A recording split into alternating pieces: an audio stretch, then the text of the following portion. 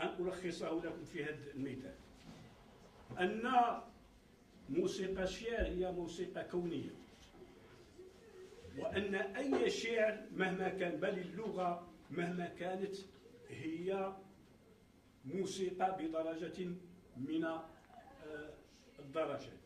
أن الموسيقى التقليدية القديمة التي نجدها في العروض الإغريقي واليوناني والروماني ونجدها في العربي هي قائمة على أساس نظرية التناسب الرياضي.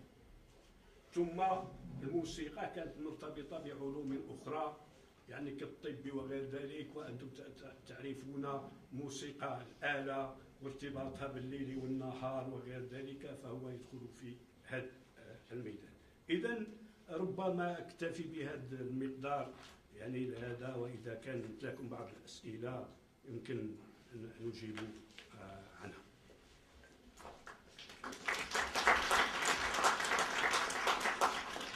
بدون استراحة نمر إلى عالم آخر.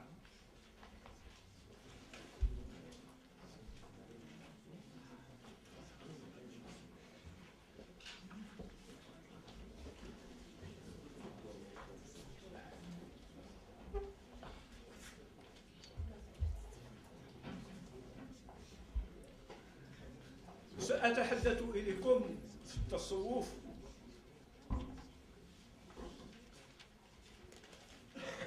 عما يسمى بانتظام الكون.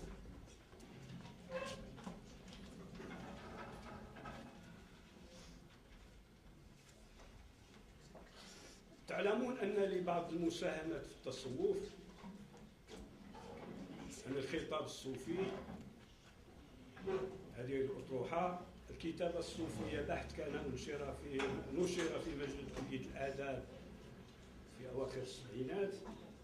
هناك مجهول البيان في فصل آخر تحليل منقبة من المناقب، هناك التلقي والتأويل.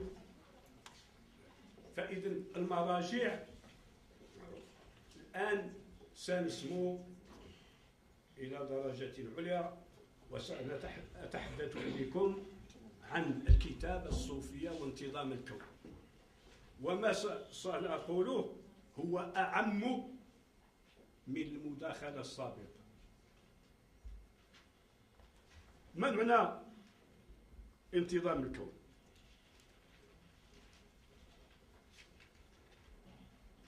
انتظام الكون تصور قديم في الفلسفات القديمة، ولكن نجده في الديانات الثلاث التي تنتمي إلى مجال واحد: اليهودية، المسيحية، الإسلام.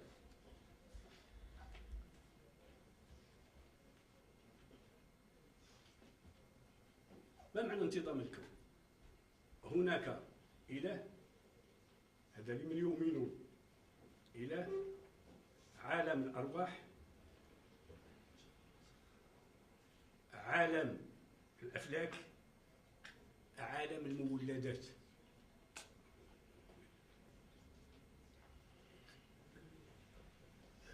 تعلمون يعني عالم الأرواح لا نشاهده كما قال ابن خلدون وغيره لدى عالم الأفلاك. حينئذ كانت 7 كواكب. عالم المكونات هو العناصر 4: النار والهواء والماء والتراب، ثم المعادن أي الجماد والنبات والحيوان. هذا هو انتظام الكون. وانتظام الكون هذا بينه تعالق،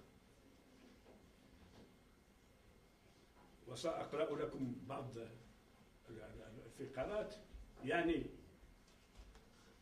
هذه العوالم كلها تجدون بين عالم وعالم كائن يكون صلة وصل بينها. صلة الوصل هذه يسميها الصوفية البرزخ.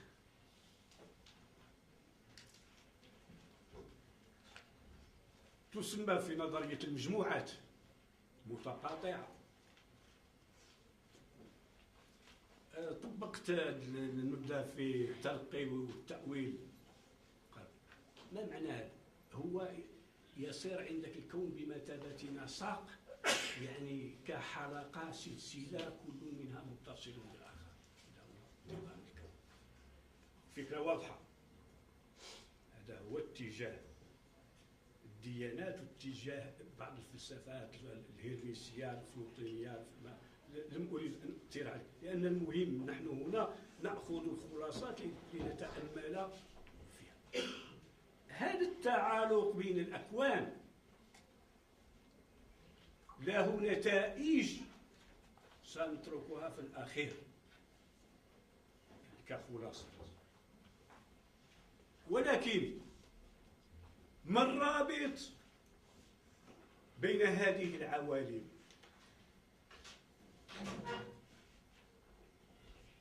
هنا سألتجئ إلى ابن عربي. المبدأ الأول هو المحبة. إذن ما يربط بين هذه الأكوان هو المحبة. مثلا حينما نرجع إلى الفتوحات المكية نجد يتحدث الحب، المحبة، النكاح، التلاكح، الولوج، التوالج. لاحظوا معي، النكاح مفهوم عام بالنسبة للعرب.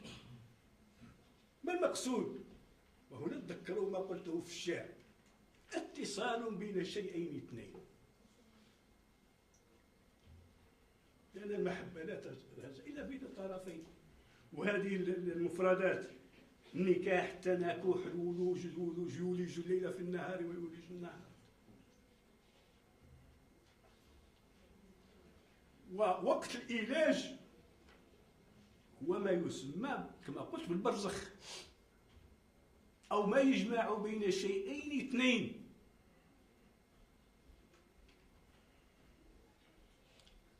مثلا يقول ابن عربي: المحبة هي الجمع بين الضدين.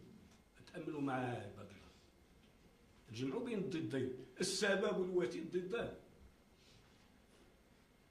الرجل والمرأة ضدان، الليل والنهار ضدان، ولكن هناك الجمع ما يجمع بينهما هو المحبة. لا، ما بغيناش نستعملوا المحبة نقولوا نحن الضرورة المعرفية أو أي شيء.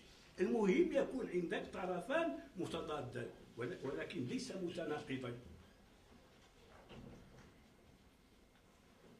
إذن هو صوفي استعمل المحبة، ولكن إنسان آخر يمكن أن يسمى بالنسبة للدارسين المحدثين يسمونها الازدواج البنيوي.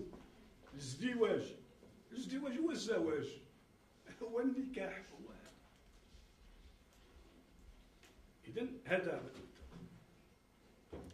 ثم يقول مثلا ابن الخطيب: الوجود كله أصله العشق والمحبة.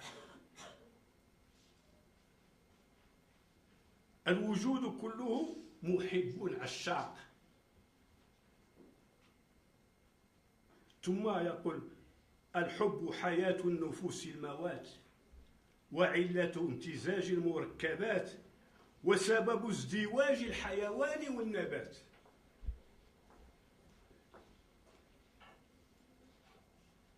ماذا نقصد؟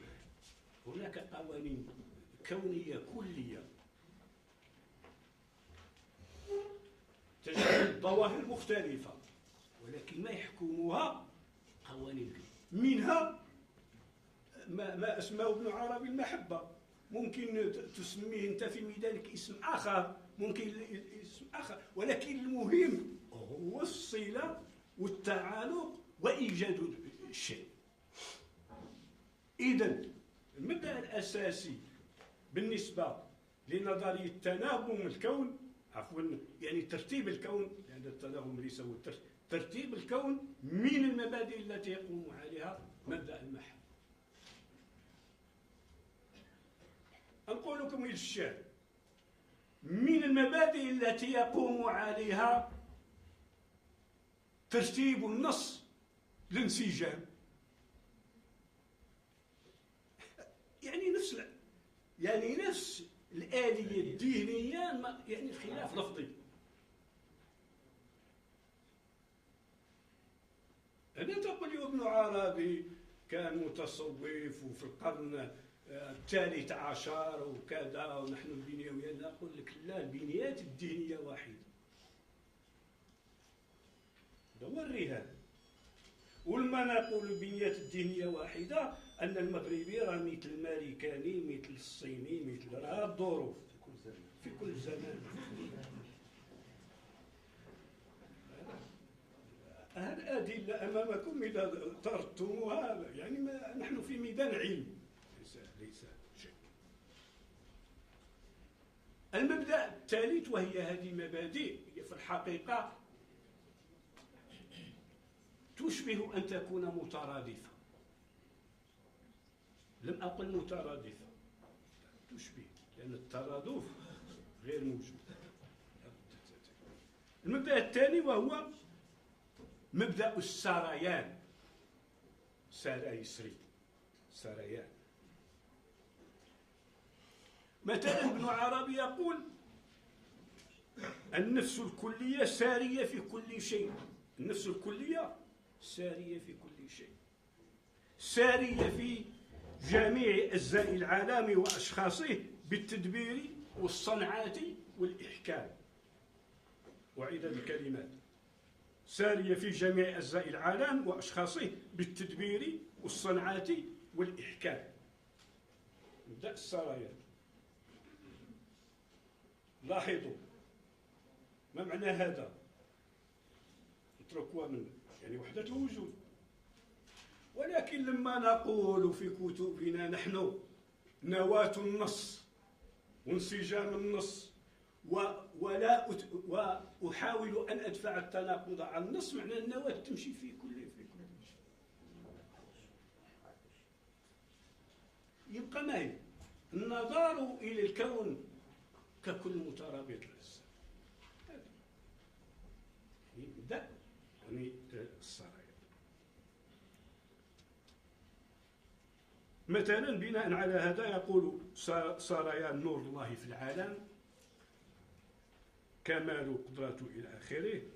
بناء على هذا يمكن أن أقول أنا جمال الله سار في كل كائن ومنبت في كل شيء، من القصيدة الشعرية إلى الصخرة الصماء.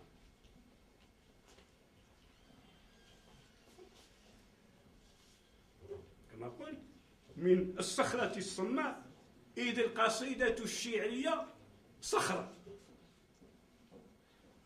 لا تقولوا هذا كيرسل الأبرار، ولكن لما أسلم بالعوالم وترابطها تصبح القصيدة الشعرية صخرة، والصخرة قصيدة شعرية. وأصبح أنا هو الميكروفون، الميكروفون هو أنا. ما هو السبب؟ لما ننظر إلى الأمور نظرة جزئية ذرية، هذا لست أنا. ولكن لما ننظر إلى الوظيفة، هنا يقع اتصال.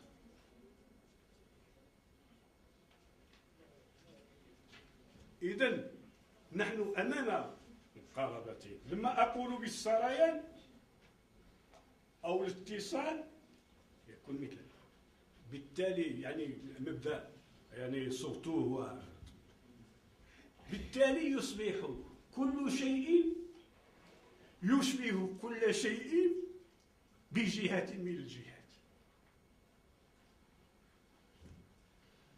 أستبق إلى هذا من الرفق بالحيوانات، من الرفق بالحشرات. هذا الإيكولوجيين هذا الشيء ليس عبثا، راهم فلاسفة. هذا سنترك الخلاصات باش تعرفوا لماذا التصوف. أنا لست متصوفا وأقولها لكم، أنا باحث، ولكن المبادئ لا بد من تقريرها بكل نزاهة وغير ذلك. ما أنا بيني وبين التصوفيين الخير والإحسان باش نكون واضح. ولكن يعني المبادئ. المبدأ الثالث مبدأ الحياة. كل ما في الكون حي. هنا نعرف كل يسبح بحمده، والشجر والقمر يسجدان وإلى آخره. يعني القرآن يلح على هذا. وإن من شيء إلا يسبح بحمده ولكن لا تفقهون تسبيحه.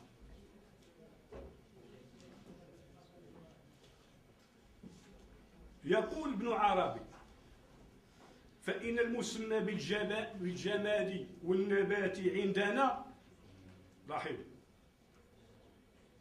لهم أرواح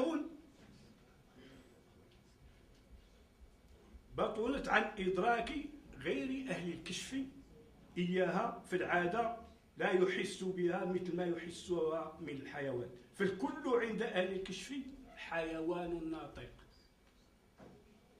بل حي ناطق.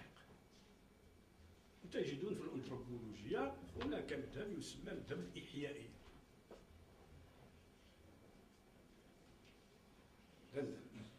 نمر إلى المذهب الرابع، التجاذب، الجاذبية، ويمكن أن نسميه التناسب. يقول ابن عربي: اعلم أن الله تعالى جعل بين الأشياء مناسبات ليربط العالم بعضه ببعض، ولولا ذلك لم يلتئم ولم يظهر له وجود أصلا. إذن بدون إيجاد مناسبة بين الأشياء لا يمكن أن يفهم العالم. بدون وجود مناسبات بين الكلمات والأصوات والحروف في القصيدة الشعرية غير موجودة. ما هي الخلاصة؟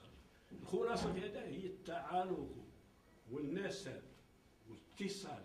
إذن هذا هو ما يعطي للعالم معنى، سواء كان سلوكا أو نصا شعريا أو غير ذلك. ولكن هذه المبادئ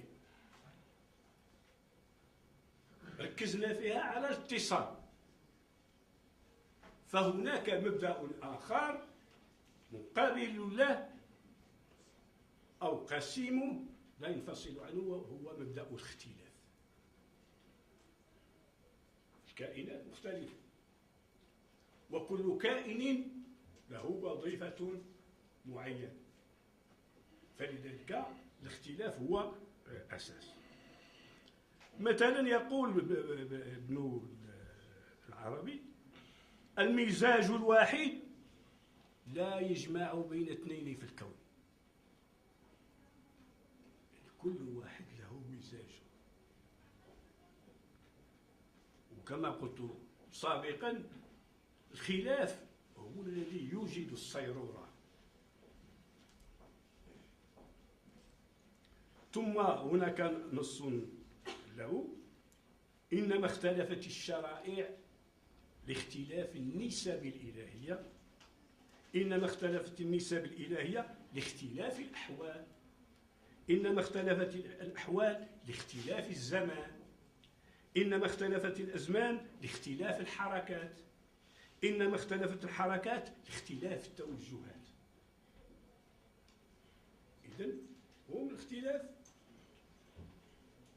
مفهوم أساسي، ولكن لنجعل هذا الاختلاف مجديا ومفيدا وذا معنى لا بد من وجود صلة، سميها المحبة أو سميها السريان أو سميها العلاقة أو سميها التناكح أو سميها ما شئت.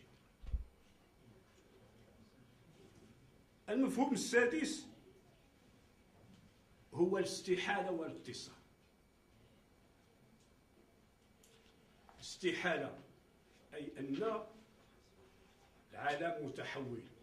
وهنا نضرب مثلا بمسألة العناصر الأربعة: الهواء والنار والماء والتراب. هي عناصر ولكن يستحيل بعضها إلى بعض، فتصيل أيضا هي عبارة عن متصل. ومن قرأ منكم هذا الكتاب الأخير رؤية التماثل حاولت أن أطبقها على موسيقى الآلة، لكن بناء على مقايسات، قياس مجال على مجال.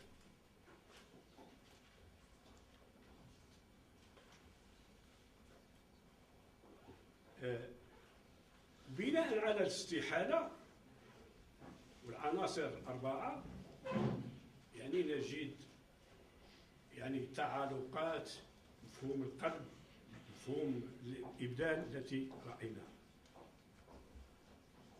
الآن أعطيكم مثال ترتيب الكون عند ابن عربي كمثل. ابن عربي له فلسفة عميقة في هذا الميدان، ولكن أخشى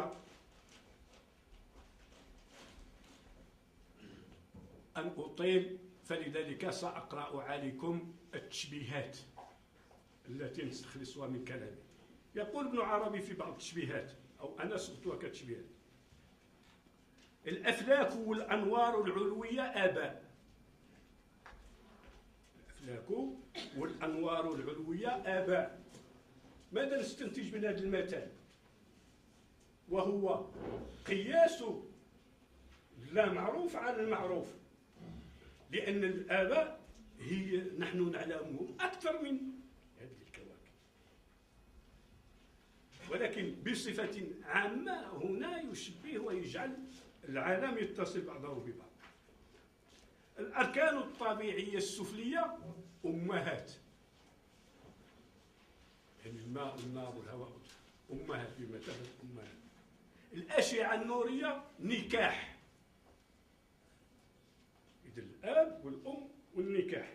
حركات الأفلاك وسبوحات الأنوار حركة المجاميع. حركات الأركان مخاض المرأة. الزباب هو المولدات.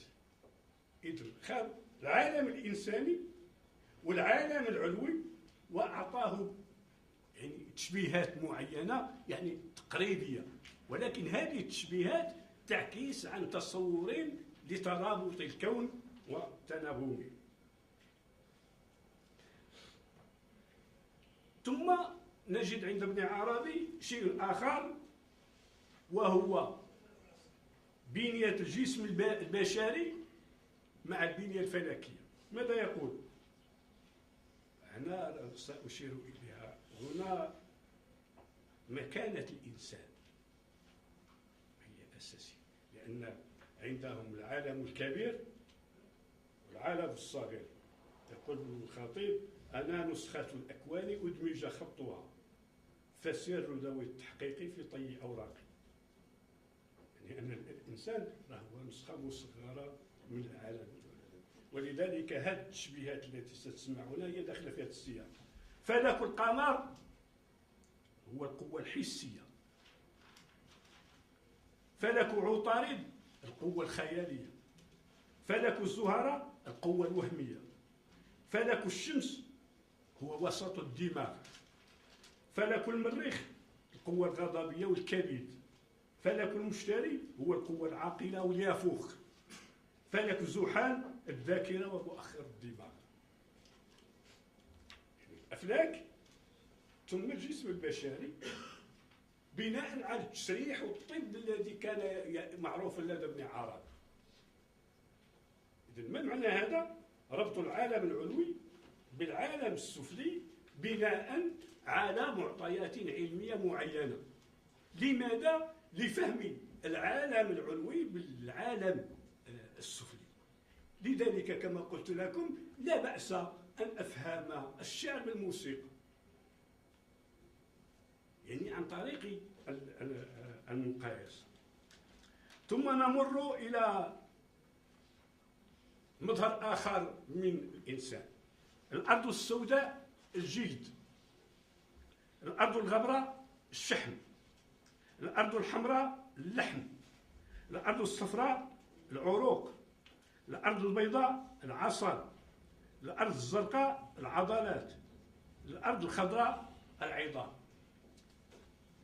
إذن يعني شيء آخر عند ابن عربي. يعني لاحظتم الآن، أي اتخذ الإنسان وسيلة لفهم العالم العلوي. ما هو مكانة هذا الإنسان الذي يتحدث عنه ابن عربي؟ ما مكانته في الكون؟ طبعا هناك نص تراثي معروف، ويجب الإنسان أن يقول هذا لأن البحث العلمي يقتضي هذا، وهو الآية 6 من سفر التكوين، تقول: خلق الإنسان على صورتنا حتى لكأنه شبيهنا. يعني أن الإنسان خلق على شكل الإله. هذه الآية التراثية هي ما نجده في صحيح البخاري. مثلا يقول: خلق الله آدم على صورته طوله 60 ذراعا إلى آخره، فكل من يدخل الجنة على صورة آدم. لا نريد أن نناقش الأصل والفرع، يعني نناقش مكانة الإنسان في هذا الكون.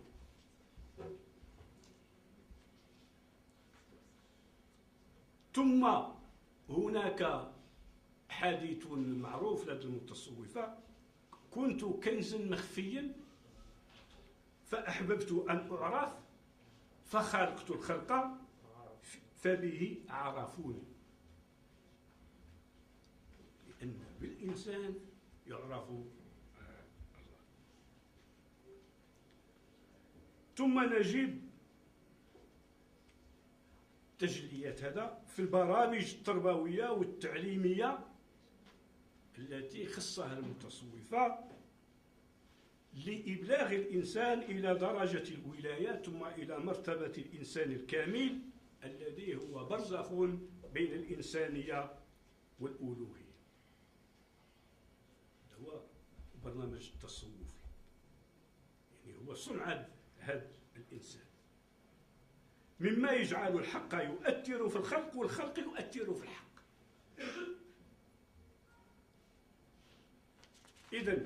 إذا صار الإنسان على هذه المرتبة يهون عليه كل صعب ويعمل بمجرد الهمة.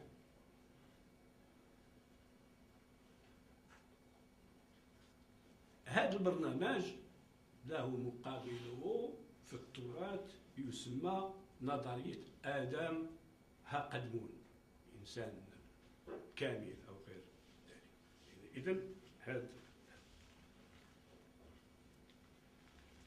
ابن عربي فهم العالم العلوي بالإنسان.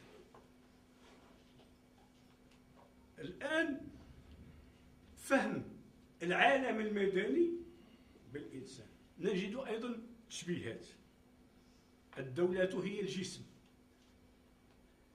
المدينة هي الجسد، مسكن الخليفة هو الدماغ، مسكن الوزير هو العقل، إلى آخره. إذن هذه المفاهيم. ثم نجد الإنسانة، التطبيع، إلى آخره، كثيرا من الأشياء. أمر بعض الخلاصات السريعة. ما هي الاستفادة التي نستفيدها من هذا الهدار الذي سمعتم، وهو الفلسفة الإيكولوجية؟ إذا سلمنا بأن كل ما في العالم بحيوانه وحشراته وإنسانه من خلق الله، فيجب المحافظة عليه. هذه الخلاصة الأولى. ومن قرأ أحد المطبوعات الكويتية ترجمت أخيرا الفلسفة الإيكولوجية وهذا، يجد إشارات إلى مثل هذه المسائل. وفي الحقيقة أن فلاسفة الإيكولوجيا وهذا هم متصوفة من نوع جديد. هذه الخلاصة الأولى.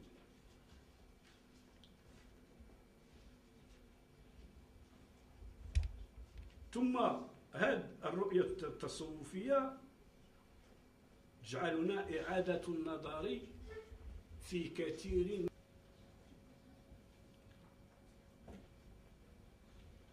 يعني النتيجة الثالثة هي يمكن نصوغها على الشكل التالي: كل من وما في الوجود له حق الوجود. كل ما ومن في الوجود له حق الوجود. ذات لها حق الوجود، كل تنظيم له حق الوجود، يعني لا بد من الديمقراطية. هذا الشيء هذا هو الفكر، يعني هذه النتائج المنطقية. يعني أنا لا أضيف لرسول ولا شي حاجة.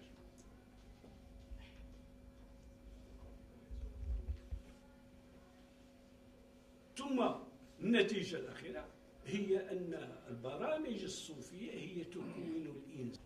أعتقد نكتفي بهذه الأشياء، وطبعا اسمحوا لي على الاختزال، لأن مثل هذه الأشياء هي يجب أن تتناولها وأنس في سياق الامتزاج والتكامل، وانطلاقا من التقليب والعكس والإبدال، يشير إلى أن هذا الذي تناوله وهو يتحدث عن الفكر الصوفي يشغل الآن الباحثين المتخصصين في علوم البحثة، لأنهم انتبهوا إلى أن الإنسان في مرحلة معينة يخترع، فيظهر الاختراع عند فلان وفلان وفلان ولا علاقة بين هؤلاء. في سياق الموضة فجأة يظهر اتجاه ولا علاقة، ونذكر الخلاف بين المؤسسة الفرنسية ومؤسسة أمريكية حول السبق إلى اختراع إلى اكتشاف فيروس الإيدز أو السيدا. كل يزعم أنه المكتشف، رغم الأمر يبدو أن هناك كما قال الأستاذ تكوينا دماغيا لازما ثابتا يشتغل في كل زمان وفي كل مكان فينتج ما ينتج. قديما قال عمر الخيام: من تفصل القطرة من بحرها ففي مداه منتهى أمرها، تقاربت يا ربي فيما بيننا مسافة البعد على قدرها. وقديما قال السهروردي، أشار إلى أنه خرج وعاصما يعني عقله إلى الدار الظالم أهلها يعني الدنيا، وهي دار يوقع أهلها الناس في بئر مظلمة، فاستطاع الإفلات، فاستطاع أن يصل إلى أبيهما الذي استقبلهما بترحاب وهو إشارة إلى أن الإنسان في أحط درجات الكون يسكن أعلى درجات الكون. الشعر كما قلت كان سؤالا، وأتت الموسيقى لتجيب، وأتمنى أن يكون هذا الذي قيل قد فتح الباب أمام مأزق التواصل مع القصيدة المعاصرة، ولعل النقاش أو الحوار الذي سيفتح الآن ويتفضل الأستاذ بسماح بفتحه سيزيد هذا المجلس إشراقا وإفادة. حضوري معنا في رحاب الكلية، مداخلتي تتعلق بالترتيب الكوني عند المتصوفة. يعني طبعا قضية ترتيب الكون عند المتصوفة هي قضية قديمة نجدها عند أفلاطين وعند تلميذه أفلاطون في الفلسفة الهرموسية القديمة، وعند أمبادوكليس. يعني هناك يعني أصولها يعني ثابتة في الكتب الفلسفية. عندما تحدث أفلاطين مثلا عن ترتيب الكون رتبه في الأقاليم الأربعة المعروفة: أول والعقل الأول والنفس الكلية ثم المادة، وكأنه بذلك يريد أن ينظر لمراحل ثلاث في ترتيب الكون، وهي العالم الجبروت بالمفهوم الصوفي، ثم عالم الملكوت، ثم عالم الملك. وطبعا كل متصوف يزيد أو ينقص في هذا الترتيب، يعني يزيد أو ينقص في هذا الترتيب. القضية التي أريد أن أتطرق إليها هي أن الترتيب الذي يعني طرحه المتصوفة يعني هو ترتيب يعني لم يلتزم فيه كل متصوف يعني بترتيب معين. المنطق الذي كان يحكم كل متصوف هو منطق الخيال بالدرجة الأولى، إذ الخطاب الصوفي يعني الإشراقي، الخطاب الصوفي الإشراقي يعني خصوصا يعني جمع يعني ثقافات متعددة، منها ما هو معتزلي. سؤالي بالضبط هو أن ما دام الخيال هو الذي يحكم المتصوف الإشراقي في الجمع بين الثقافات المتعددة، أتساءل هل هذا المتصوف الإشراقي هل تصوفه سابق عن الأدب أم أدبه سابق عن التصوف؟ وطنت الفكر العربي الإسلامي ضمن منظومة فكرية معينة هي يعني الإقليم الرابع، يعني في تعريف الجغرافي القديم، والثالث والخامس بصفة خاصة، لأن كما تعلم الترتيب الجغرافي القديم الأقاليم السبعة هناك طرف وهناك أوساط، هناك الأفارقة وهناك ياجوج وماجوج طرفان. هو بين قوسين هو تصنيف جغرافي ولكن أساسه منطقي، الأوساط والأطراف، وهو بالتالي تصنيف عرقي، واحد يعرفه، وهو تصنيف يجعل الإقليم الرابع مركز الكون، يعني فين كاينه القدس الآن والشام، وهذا هو مركز الكون اللي منه الديانات والمشاكل. هذا راه سبب هذا التصنيف هذا، ومنه المغرب الأقصى. هذه التسمية ديال المغرب الأقصى راه خاضعة لهذاك المنطق، لأن المغرب الأقصى اللي منه، لأن هذا المنطق هذا قبل اكتشاف القارات، قارة أمريكا ثم قارة أستراليا، فبالتالي أصبح المغرب الأقصى لا دلالة له. يعني هذا من حيث نرجع إلى سؤالي، من حيث الفكر الذي نتحدث فيه هو فكر مشترك فلسفي وديني وتصوري، ومتفق معك أن كل متصوف يضيف شيئا معينا، وابن عربي في كتبه ليس له ترتيب واحد. لا ما يهمني، أنا دائما كنت أشير إلى المغزى، إلى الفكر إن صح التعبير، الفكر الصوري وليس الفكر المضموني. الفكر الصوري وهو يقول لي أن الكون راه عبارة عن تعالق وعن ترابط وعن وحدة. لماذا؟ لأن هذا التصور الصوري تجده في هذا التصور الذي طرحناه، تجده في نظرية الأنساق، يعني العالم نسق، تجده في العولمة الحديثة، تجده في الحديث الجسم إذا تداعى عضو منه، يعني هذا التفكير البنيوي بين قوسين نسميه النسقي أو نسميه، يعني هذا هو المغزى الذي نريده. يعني نريد أن نستخرج يعني أفكارا صورية لا تبقى تطرح مسألة التراث والمعاصرة ولا الأصالة ولا المحادثة ولا التسجيل ولا أي أن هناك بنيات دماغية. نرجع إلى مسألة الخيال. الخيال عند ابن عربي هو بعبد الله. كيف؟ الله خلق الكون، ولكن بالخيال استطعنا أن نربط بين المخلوقات، فبدون ربط بين المخلوقات تصبح المخلوقات كأنها شتات ولا معنى لها. وأعطيت أمثلة كيف يشبه أشياء بأشياء، وهي العملية التشبيه والاستعارة التي نقرأها في الآداب وغير ذلك. هي جاء لها الفكر البشري حيلة للربط بين الأشياء فقط، لأن لو ما كانت التشبيه والاستعارة أنا ما تفهمني، ما غادي نفهمك، ما غادي نربطو حتى شي حاجة. لو ما كانت التشبيه والاستعارة ما غاش تكون الطائرة، لو ما كانت التشبيه والاستعارة ما غاش نقولوا القطار، وهو كان قديما جمال. يعني هكذا الدين البشري يستعمل الاستعارة ويستعمل الكناية ويستعمل ما يسمى بالمجاز المرسل، هو اللي يخلق الروابط بين الأشياء. أما الرموز والاعتباط هذا مرحلة متأخرة. فلذلك يعني ابن عربي ينزل الخيال منزلها، إذا قرأناه حرفيا نقول هذا كافر بعد الإله. يعني ولكن هناك إشارات مفيدة في كتاب الأخ المصباحي حول ابن عربي، فهذا كتاب ممكن يفتح آفاقه، يعني الخيال له الدور.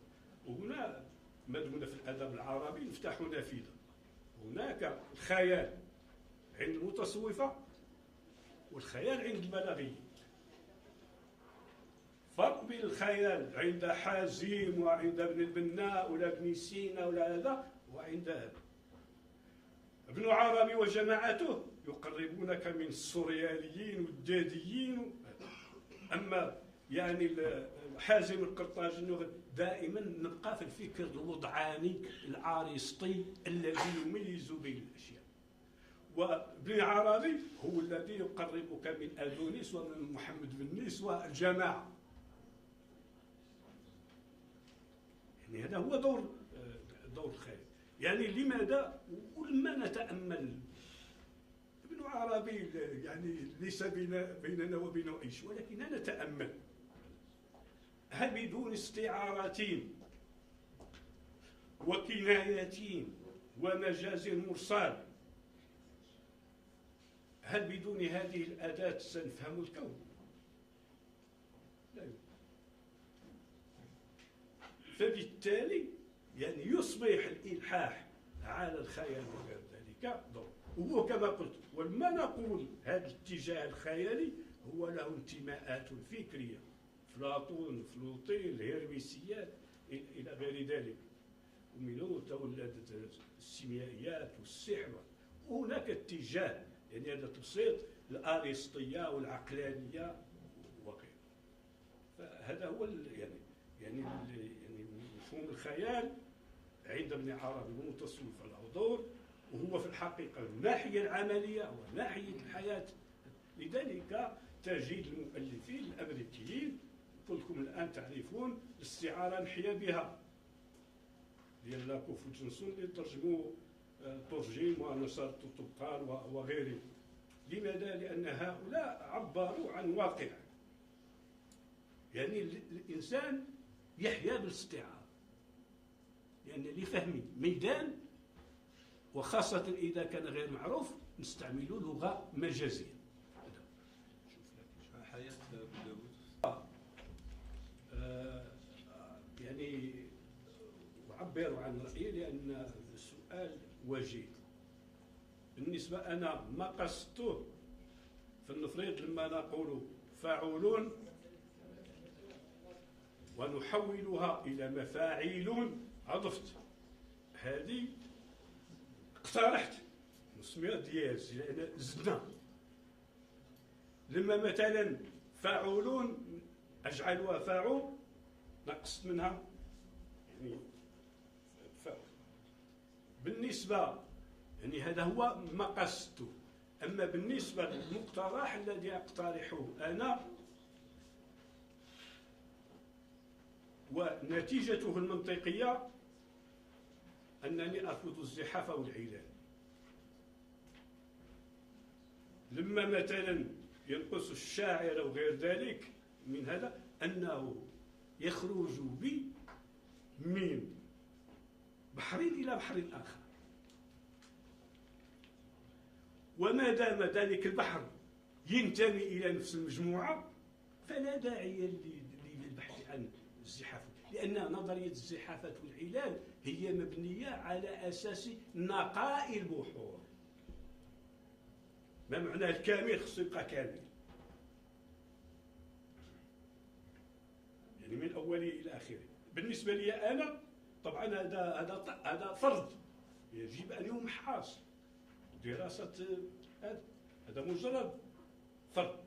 بالنسبة لي أنا لما يعني يخرج من متفاعلون إلى مستفعلون دخل بي في مجال آخر، ولكن سبق لي أن قلت بأن متفاعلون هي من عائلة مستفعلون، فبالتالي تصبح مسألة الزحافات والعلال بهذا المنظور غير مطروحة.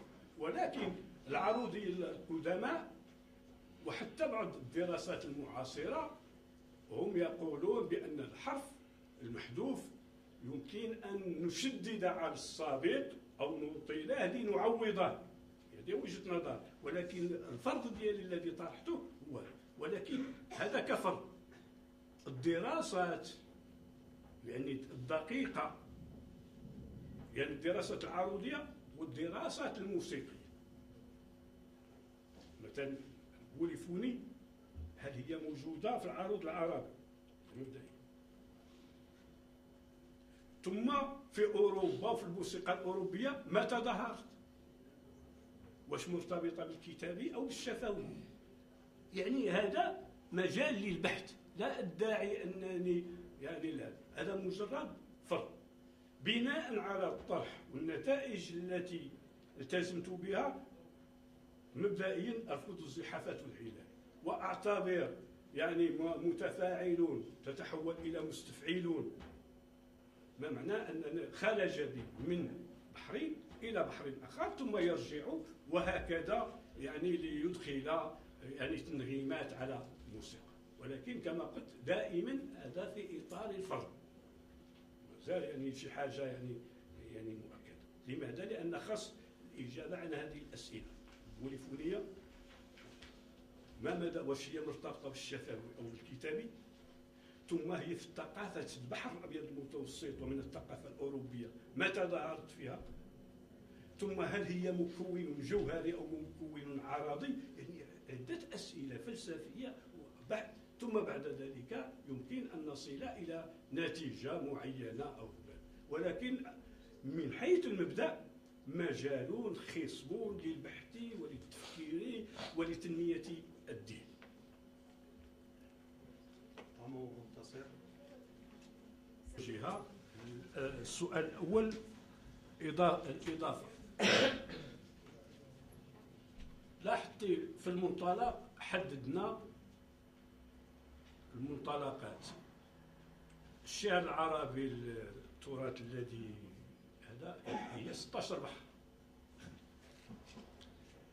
ثم مع استعمال التوليدات الرياضية ممكن نصل إلى أعداد كثيرة، بعضها استعمل وبعضها مهمل، ولكن بالتالي يبقى العدد محصور في عدد متناهي، في حين أن الشاعر المعاصر هو لا يخضع لنظرية التناسب الرياضي المنطقي التي ولدت البضاعة، هو ينطلق إلى يمكن أن نسميها نظرية تناسب جديدة، بحيث يمكن يكرر فعل عدة مرات، ممكن أحيانا يكررها مرة واحدة، ممكن أحيانا يعمل فعل فقط ولون يعني في جهة أخرى، ممكن أحيانا يمزج بين التفعيلات،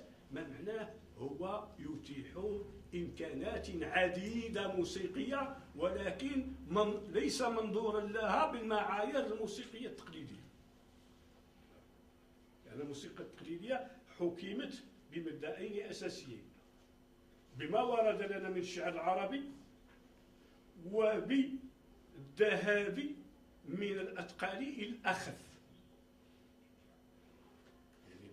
يعني يعني بحسب قوانين يعني الموسيقى. الشاعر العربي المعاصر هو بصفة عامة ممكن أنه ينطلق من التنافر بدل التناسب، بالتالي تجد تنويعات كثيرة. ونظرا لهذه الصعوبة بدأنا نبحث عن خليليات جديدة إن صح التعبير، وهي البحث إعادة النظر في المقطع ما هو، ثم يجب تحليل القصائد لنرى التكرارات هل هي مضطردة أم متنوعة أم ليست خاضعة، ثم بعد ذلك مرحلة أخرى تحكيم القواعد الموسيقية في القواعد الشعرية. هذا كله ينبئ أن الأمر أعقد مما كان. إذن هذا بالنسبة هل تظن الحركة الشعرية عن نفسها مدى وصولها إلى المسلمين؟ لا، هي هذه وجهة نظر. إما أن ننظر باعتبارنا تاريخانيين، اسمحوا لي التعابير المعاصرة، تاريخانيين نسبويين، نعم، أو ننظر بإطلاق. معنى هذا أننا إذا فكرنا بالإطلاق بأن يعني الشعر القديم هو الشعر الصائب الذي يخضع إلى لما ننظر إلى الأمر بالنسبية، واسمحوا لنا لأننا في ميدان الآداب، ممكن أفضل الراب على قصائد محمد عبد الوهاب الآن. لماذا؟ لأن التاريخ يفرض علي هذا، بزز مني، لأن هناك صيرورة تاريخية يجب الخضوع إليها. يعني فرق بين المتون التي نعتنقها وبين الصيرورة التاريخية. والصيرورة التاريخية تفرض التطور، ويعني تطور الأذواق. ما معنى أنه، ولكن هنا كاين مسائل دقيقة ننتبه. هل أكون تاريخانيا نسبويا متطرفا؟ ما معنى بالتالي يمكن أن أجعل لكل عصر موسيقى؟ بالتالي كدارس يعني لا أفرق بين أي شيء. بالنسبة هذا إذا كنت متطرفا، إذا آمنت بتوابيت، وهو الاتجاه الذي أسير فيه، يعني هناك توابيت، يعني هذا لا بد أن أميز بين ما يمكن قبوله وما هو من باب الشذوذ. ولكن الشيء المؤكد أن الفكر الإطلاقي غير صالح.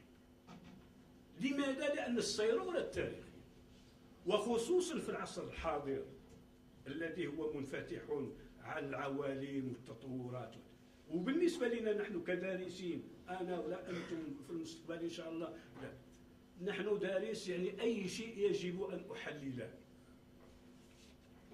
ولكن مطالب بأن أجد اضطرادات له أو بعض المعايير لنبدأ نتواصل.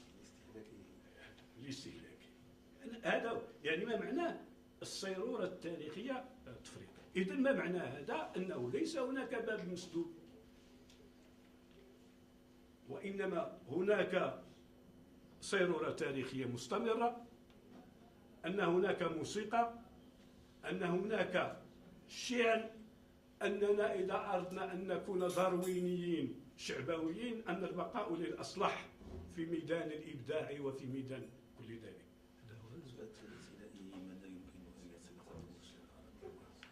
هذا يعني كما قيل، يعني لست قارئة فنجان، يعني التنبؤ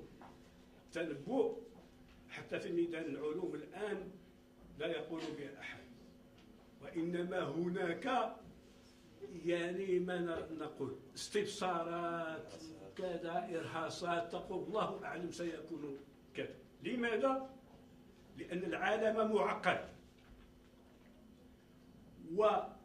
وعوامل تغيير العالم متعددة، وهذا ما يدرسوه نظرية تعقيد ونظرية الكاوس وغير من النظريات المستحدثة، أي أننا في عالم معقد لا ندري ماذا يخبي.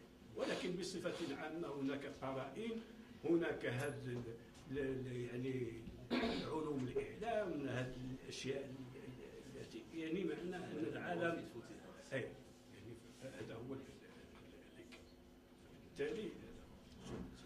هل مراعاة الشاعر ونظر المتلقي تضييق على الإبداع؟ طبعا الشاعر إذا صار يشعر بما يتطلبه الجمهور هذا تضييق. الشاعر عليه أن يبدع، أن يجتهد، أن كما قال المتنبي ولا قال يعني أو قال علينا أن يقول أن يتأولوا أبو تمام أو يعني هذا يعني الشاعر يقول كلمته أو واحد من الشعراء القدماء علينا أن نجتهد لإيجاد بعض كما قلت ليس قوانين وقواعد لأن هذا شيء صعب، بعض الاضطرادات، بعض المبادئ الأساسية لدراسة الشعر. ولكن الذي يجب أن ينتبه إليه هو أن الشاعر له عوالمه، له بعض المكونات ربما هي زائدة على الإنسان العادي. هو كل من الشاعر والمتلقي هما يعني مشروطون بعصرهما، والدليل على ذلك ما قدمته هو متأثر بما يروج من مناهج علمية ونقدية معاصرة. وحينما نرجع إلى بنيس وهذا، وفي الحقيقة هذا هو شعر الشاعر، ولكنه أساسا شعر مثقف مطلع على النظريات، بل أحيانا ربما نظم لتلك النظريات، صاحب بيانات في المجال. ولما ترجع لأدونيس تجدون أدهى وأمر. مثلا تجدون أحيانا دواوين عبارة عن نظمين لبعض المبادئ الفلسفية. خذوا بعض الدواوين تجدوها نظم لابن عربي. فبالتالي فهذا يجب مراعاة هذا الجانب، أن هذا الشعر الذي نتحدث عنه نوع خاص. لو ذهبت إلى شاعر فطري كلام آخر. هذو شعراء منظرون مثقفون يجولون العالم، يعرفون ما فيه، يجالسون العلماء إلى غير ذلك. فبالتالي الجانب الثقافي والمعرفي حاضر حضور كل هذه ناحية. ناحية أخرى أنبهكم أن مثل هذا الشعر العربي لا يمكن أن يفهم إلا بالرجوع إلى الشعر الغربي في القرن التاسع عشر. ولا بد لدراسته، لا بد البداية بالأصل هو أوروبا والغرب وما أنتجته، ثم نأتي إلى هنا، لأن المثقفة هي حاضرة جدا. مثلا نجد الشعر الكاليغرافي الذي ابتدأه ابن سالم حميش ثم راجع ثم محمد بن نيس، ابتدأ تقريبا في آخر القرن التاسع عشر. وهذا إذا رجعنا للتاريخ، أما هو بالعهد المملوكي ومن إلى آخره، والمغاربة عندهم قصائد شطرنجية. لا احنا من الحديث نجد قبل هذا. فبالتالي هذا شعر مثقفي. يعني لو تناولت شاعر آخر يعني كان يعني كلام آخر. شعر من البداوي قد يختلف عن هذا رغم نفس الانتماء، يعني بن طلحة يختلف، لكن مثل هذا هم. لماذا هذا اعتراف؟ لماذا الاهتمام بابن نيس؟ لأن الباحث يجد فيه ضالته، يسهل عليك الأمر. فهذا هو يعني هذه المسائل يجب أن سي خالد الهلالي